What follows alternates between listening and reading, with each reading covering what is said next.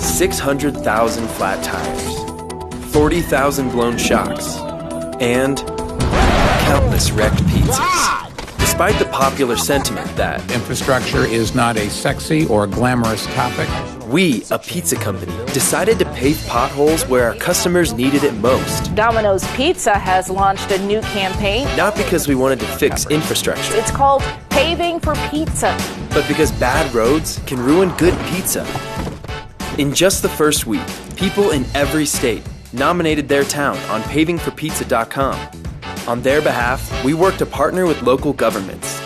We got some no's. We're going to have to say no for the time being. But plenty of yeses. I just wrote down yes to everything. I know. Soon we were hitting the pavement.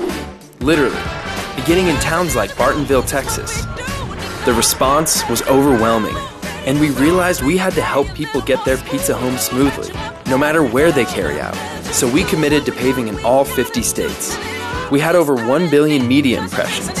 Some of those people couldn't believe a pizza company was paving roads. Vice even filed a Freedom of Information Act request. But many more believed us, invited us, welcomed us. Town council was ecstatic that a private company would want to donate to our road. And thanked us. Domino's doing the Lord's work. I'll tell you that. For working to keep pizzas safe. Did Domino's help fix America's roads, all for the love of pizza?